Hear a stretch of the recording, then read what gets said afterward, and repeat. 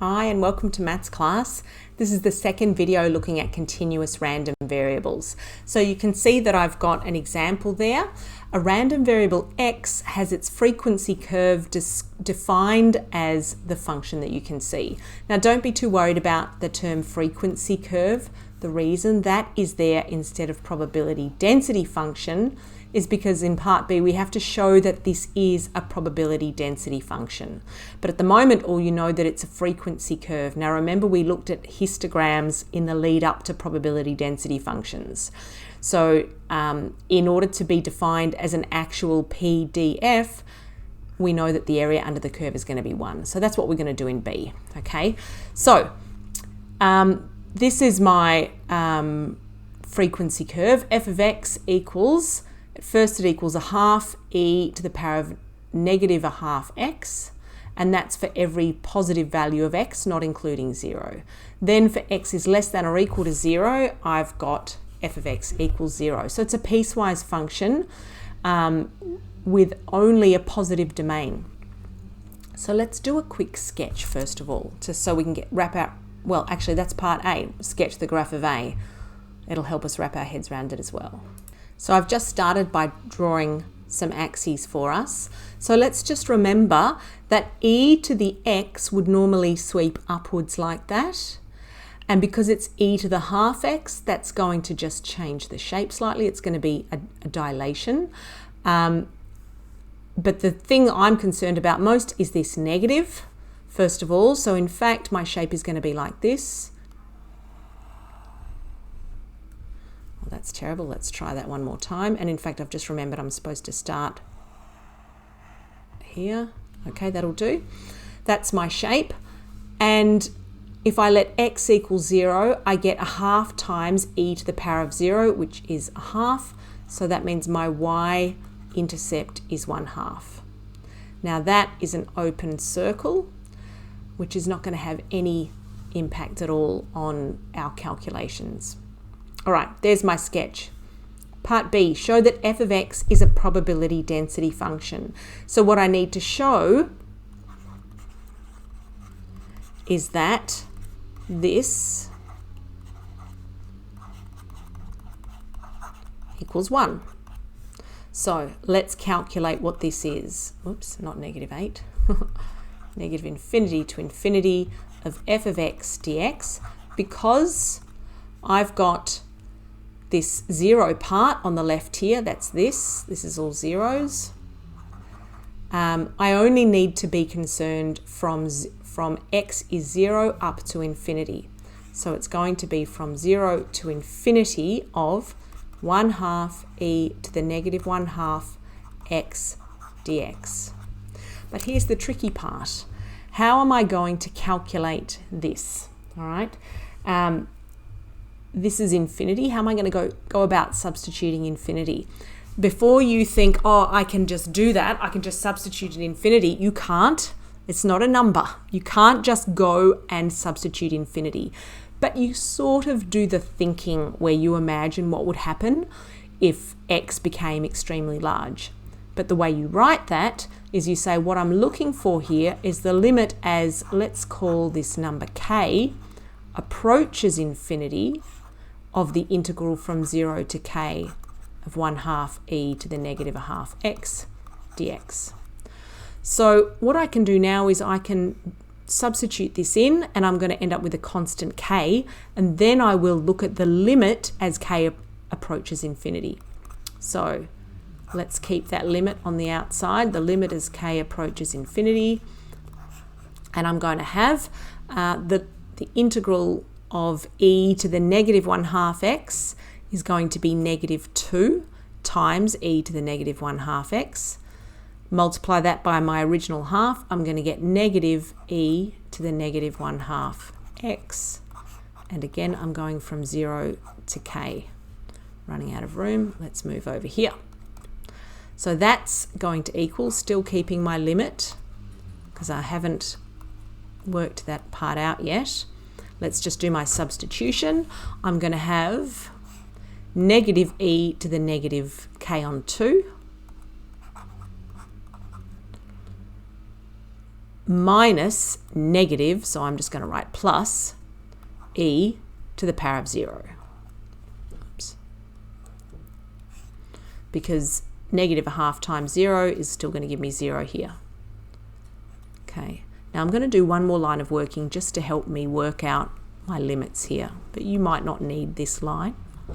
And this is not to show my working, this is to help my thinking. I'm just going to rewrite this as 1 over, and it's negative 1 over, negative 1 over e to the power of k over 2. By writing it with a positive power as a denominator, that's just going to help my thinking. Plus 1. Now this part has no k in it, so I can now put it outside. I know that that part is going to be plus 1. So what's this going to be? So if I raise e to the power of something very, very large, then it's going to get very, very large. And if I then make that a denominator, then this whole number is going to approach 0. Remember, it's going to approach 0. It will not equal 0. But the limit as k approaches infinity does equal 0. So I can now write equals 0 plus 1, which is just 1. And I've now done what I was asked to do, show that it is a probability density function. And notice that at the very start, I stated that that was what I was required to do. So I can now say as required. If I hadn't done this step, I would now have to write something to explain why this satisfies this. Okay. All right. I'm out of space here. So what I'm going to do is delete the working that I've shown so far and go on to part C, and I'm going to be using my CAS for this. So the first thing you want to notice here is that the question says find correct to 4 decimal places. So I know that this is a CAS question. I'm not going to be asked to do that if I don't have a calculator handy. So let's look at part 1 first of all. I'm asked to calculate the probability that x is less than 3. So what I'm going to need to do here, if x is less than 3, let's just look at it on my graph. Here's 3. So that's this region here. This is the area I'm calculating. Okay, this I can do. That is from 0, that's a 0, to 3 of 1/2 e to the negative 1/2 x dx. Okay, I'm going to go and put that straight into my CAS calculator.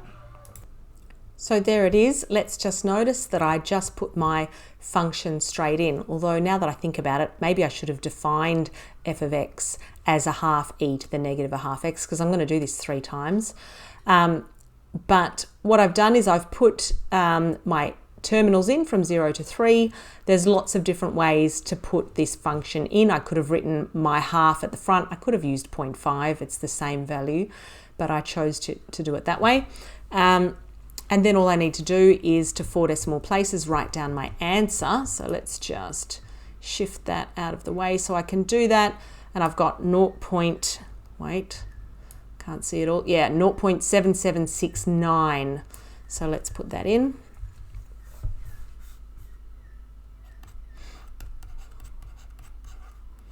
Now, I could have gone and started calculating all this by hand, but I know I'm going to have to grab my CAS in the end anyway. So I'm going to go straight there and do the whole integral and the terminals using my CAS. All right, the second example is the probability that x is greater than 2.5. Now, this is a little bit more complicated because what I'm looking for here is from 2.5 up to infinity of 1/2 e to the negative 1/2 x dx. So here is the good news. Your CAS calculator will cope very nicely with having infinity inserted into this integral. It's there in your window, in your keyboard button under Math 2. I can't show you that. I don't know how to show you that on this screen. But if you go into Math 2, it's over there just next to the I. It's on the very right-hand side, right above the limits. So you just insert your infinity symbol here, and I haven't changed this function at all. And I went from 2.5 to infinity, and there's my answer. So let's put it in, 0.2865.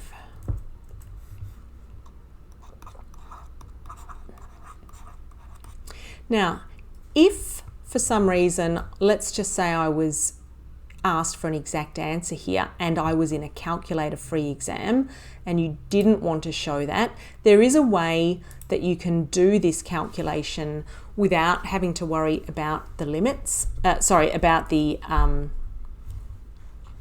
on, find the right page, without having to worry about the unbounded interval here of infinity. And that is, if I consider, I'm just going to change color on my graph. If I consider the fact that what I'm calculating is this red shaded region, where that vertical red line is going from x is 2.5, then all I really need to do is actually calculate, because the whole area under my graph I know is equal to 1, whoops, I'm going to go 1 minus this green shaded region, which is basically everything that isn't red. Okay, so basically I'm going to go 1 minus from 0 to 2.5 of 1/2 e to the negative 1/2 x dx, and that will give me this red shaded region, and I won't have to worry about my by hand calculations using this unbounded domain and doing all the limits and everything. All right, now I don't need to do the limits, I can do that quite easily.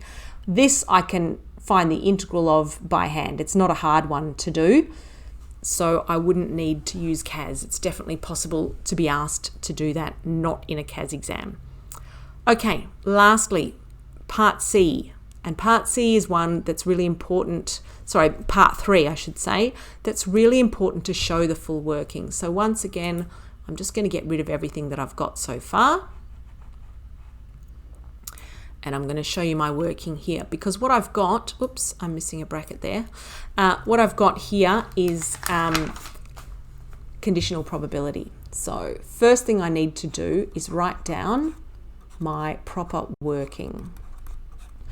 The probability that x is greater than 2.5, given that x is less than 3, is going to equal the probability of the intersection between those, x is greater than 2.5 intersected with x is less than 3. Do write out this line over the probability that x is less than 3. Now, the intersection between x being greater than 2.5 and less than 3 is obviously x is in between 2.5 and 3, all over the probability that x is less than 3. Now, I've already calculated this denominator, so the only thing that I have to do that's new is in the numerator, and all I need there is the integral from 2.5 to 3 of 1/2 e to the negative 1/2 x dx over, what did I get? 0.7769. I put that into my CAS. I'm not going to show you that, and I'm going to get 0.0816. But the reason I wanted to show you this is to really emphasize the importance of showing this line of working and showing this line of working. Don't skip either of them, all right?